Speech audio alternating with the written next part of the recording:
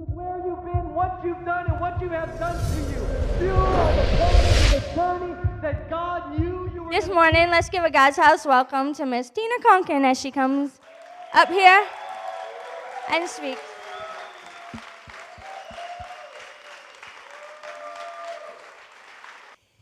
This morning, I just want to pray before I start because I have a real message on my heart that isn't your normal message, maybe. It's not a Tony Robbins message. It's not one of those, yay, the world is good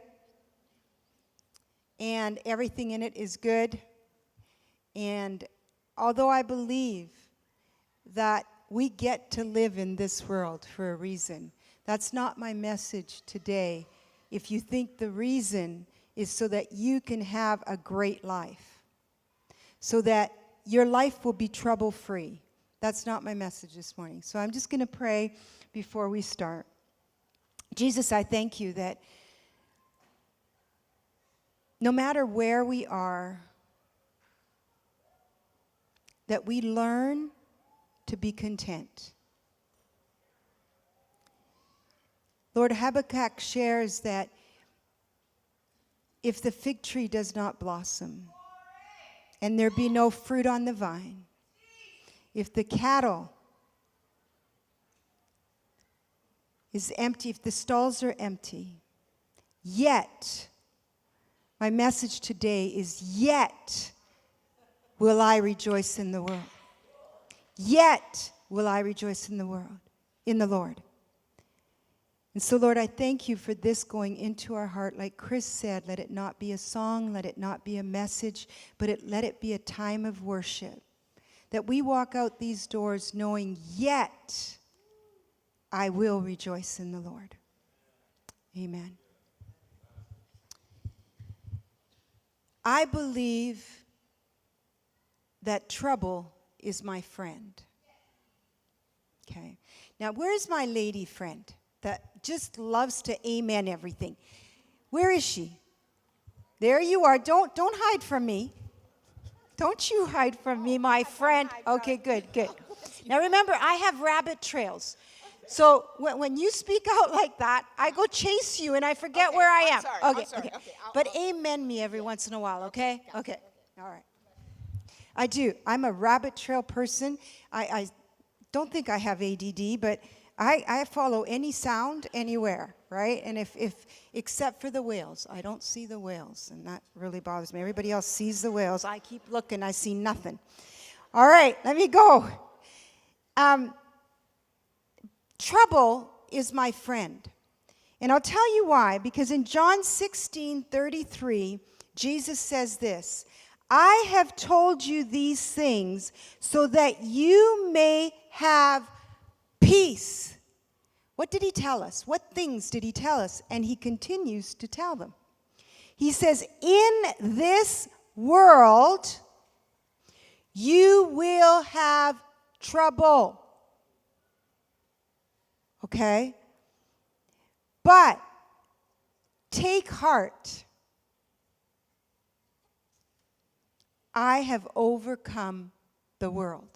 He didn't say he got rid of the trouble for you in this world. So if your feet are on the ground and you're part of this world, you not may have trouble,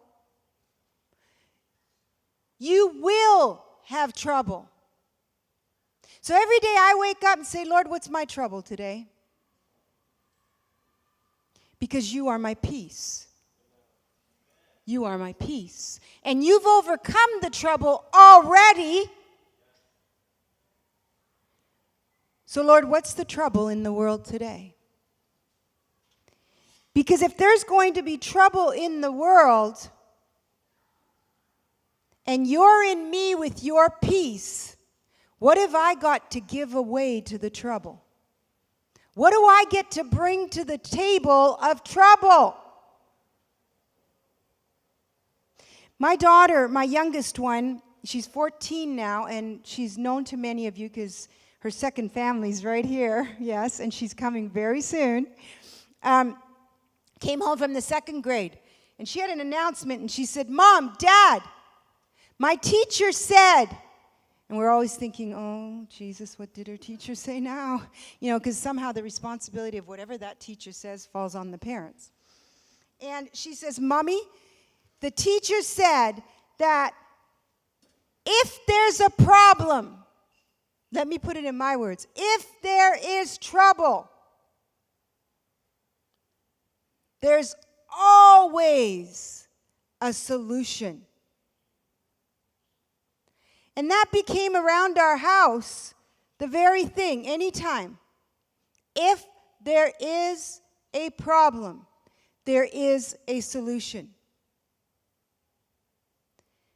So, what problem were you born to solve in this world? Well, I know what I was born to solve: broken hearts.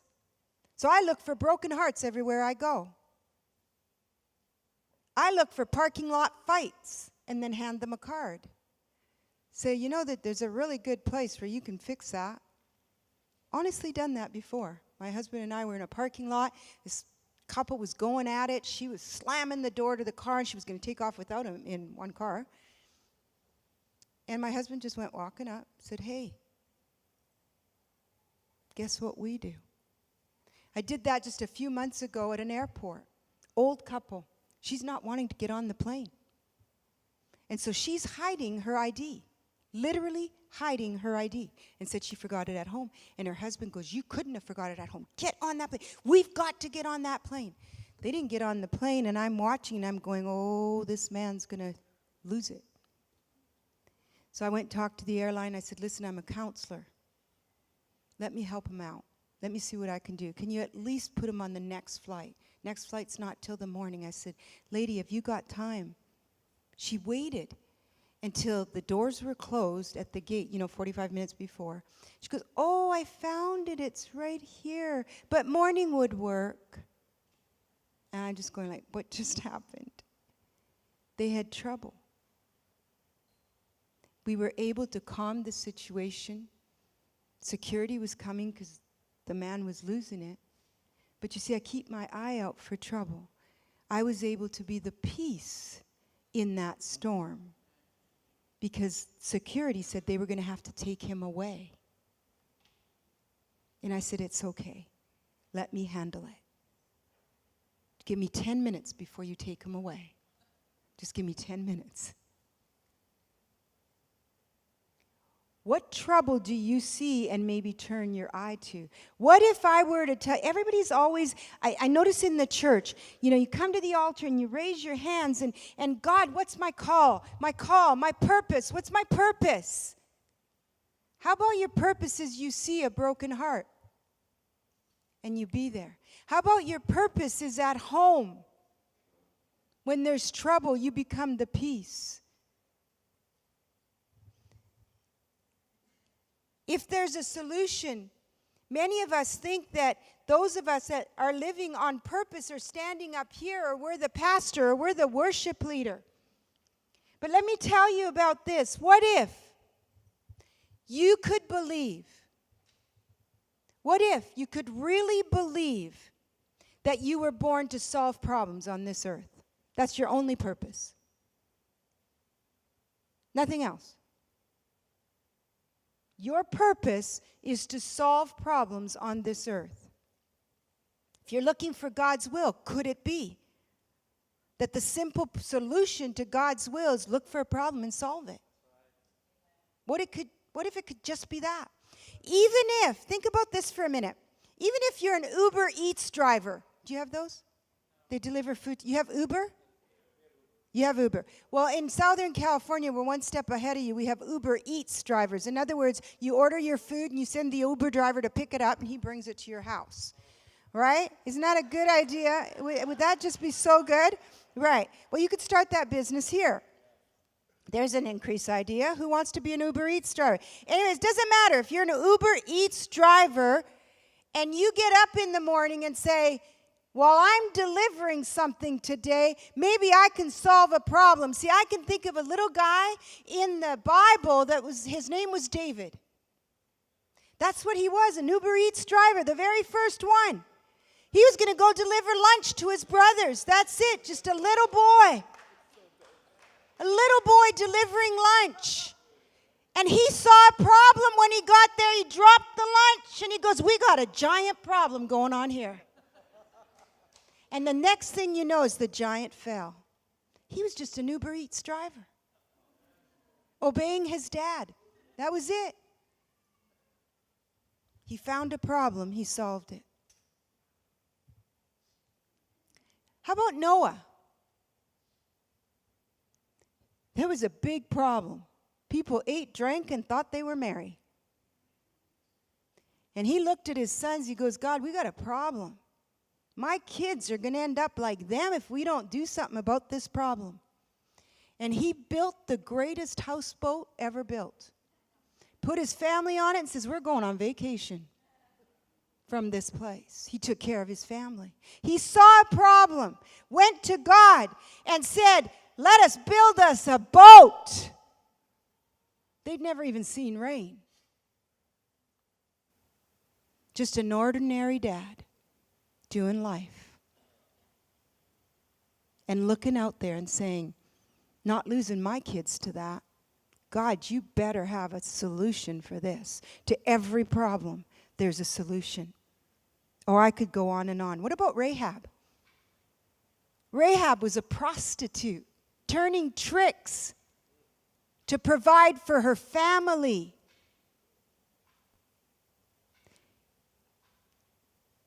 Just a prostitute, trying to make enough money to provide for her family. She had an economic problem. That was her problem. She was a sole provider, maybe a single mom, because I don't hear about a husband in there. But I hear about a kid. Here's Rahab negotiating with 2 spies. Just a prostitute had enough nerve to go to 2 spies. She says, you do that for me, I'll do this for you. I will hide you if you promise me that when the angel of death comes through here, you will save me and my family. All of us. I wonder what it took for Rahab to be believed by her family. To all come in the house. And guess what she used to save her family? Her red scarlet cord. In our vernacular today, that's called the red light district. She said to the 2 spies, I'll hide you in the red light district. But you're going to have to save me out of this place and my family. Just a prostitute. Moses' mother had a problem. All kids under the age of 2 are going to have to be gone, killed. She had a problem. What did she decide to do? She built the very first riverboat. Little riverboat, put her kid in there. Just an ordinary mom trying to save her little baby. An ordinary day puts him out there on the boat. The rest is history. Moses was raised in the palace and delivered millions. Just an ordinary mom protecting her child from infant death.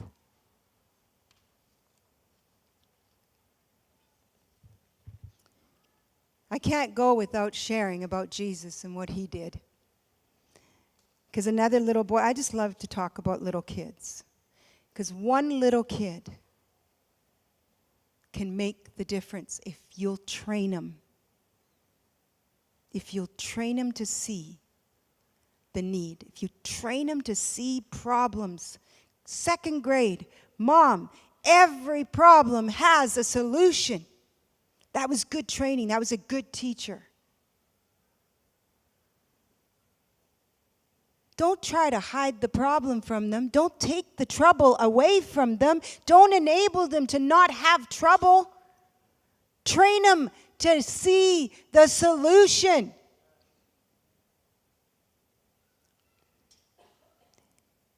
It was just an ordinary day for Jesus with about 5,000 people. It's not my ordinary day, but it was one of his. But he realized these people are hungry. They've been sitting here for days. And the disciple says, well, that's the problem because we don't have food. And a little boy with an ordinary lunch on an ordinary day, his mom sent him off to listen to Jesus, packed his little lunch. 5 loaves, 2 fish. He goes, well, I got 5 loaves and 2 fishes. I'll share. Somebody taught that boy to share. And Jesus said, divide that up. That little boy that day on a very ordinary day. It wasn't Jesus that fed the kid. It wasn't Jesus that fed the 5,000. It was an ordinary little boy that gave up what he had that Jesus could multiply. Jesus didn't come up with the 2 fishes and 5 loaves. The little boy came, right? What have you got in your hands that you can bring to the table that's going to take 5,000 people and feed them? Look for trouble. Look for trouble. Look for a problem. Be the solution. And you'll be feeding a lot more than you'll ever know till you get to heaven. I plan to meet kids in heaven that I've never met here on earth. Because every time I sent a couple back together, united, every time I send a healthy father back to his children, I'm touching a legacy of generations. God had a problem. Did you know God had problems? If it's not theologically right, your pastor will fix it next week or the next year. God had a problem. Man's sin. But he also knew before the problem ever existed, he already had agreement in heaven that he had a son that would lay down his life. He was the solution. He said, yes, I'll be the solution. Because you realize that if we do this, see, they got together, it says, before anything was formed. And they saw the bump in the road. He goes, but we can redeem them, but it's going to cost you your blood. You're going to have to be the solution to this problem.